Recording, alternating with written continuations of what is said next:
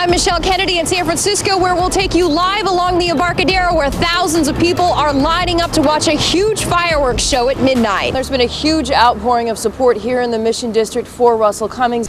Hi there, we're here at Harrison and 6th in San Francisco, and check it out. If you can believe it, the cheap gas here is $4. This comes as Pakistan's Supreme Court was about to rule on Musharraf's future as the country's leader. But it actually is pretty easy. It may be a bit intimidating, but first you just go to this little machine right here and you check out the rules. She recorded conversations with Carr, explaining details about the night Ramsey was murdered. Vicki, I'm standing here at the corner of Ellis and Goff, and if you look behind me, the crime scene tape is up.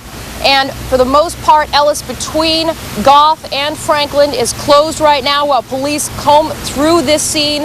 We'll go ahead and get right to some video we shot right after this shooting happened. Now, according to police, a girls' basketball game was going on here at Sacred Heart Cathedral Prep. During halftime, someone watching the game walked outside across the street to a parking lot. And in that parking lot, police say someone came over, or two people actually, came over and shot a man and killed him. Police say they do not think that this shooting was random. Here's an officer describing the scene right after it happened. There was some chaos, pandemonium, Sacred Heart School.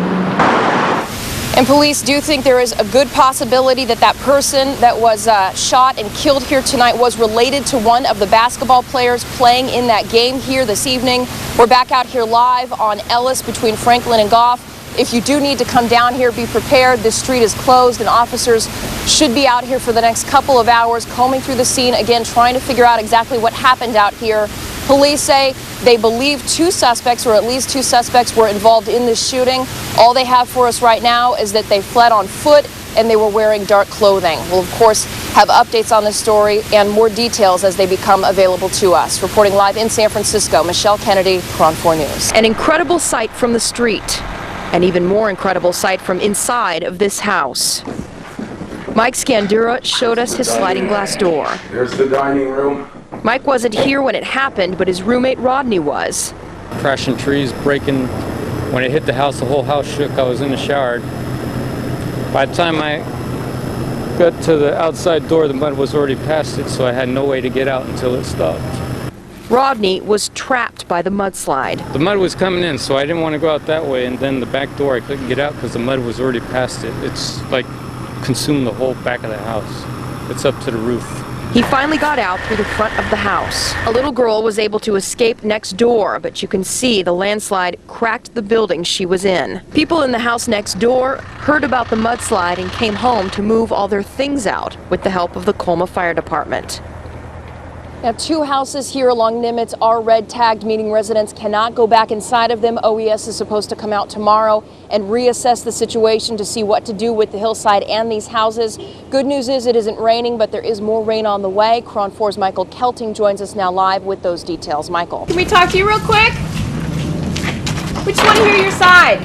That was Art Maxwell. He put this sign up reading, "Stay back," outside of his Berkeley home after we asked him to tell us his side of the story surrounding Becky Temko Park. A neighbor who didn't want to be on camera described Maxwell's recent reaction to kids playing in the park that backs up to his house. He just came out one day and some kids were in the park playing. You know how kids get loud. He just got angry, I guess, started yelling at him. What was he saying? Stuff like, oh, you know, you're not supposed to be unsupervised.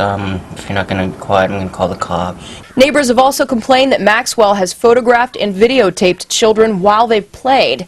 Berkeley police say they can't do anything because Maxwell is within his free speech rights.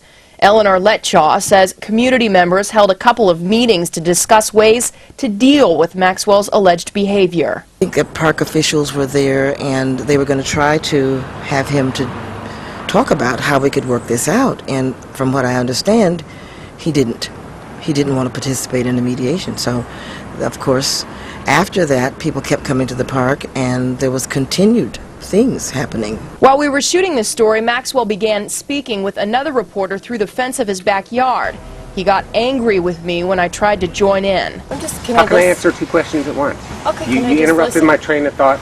You screwed up the interview. We've met with the park department and the police department, and he still continues this.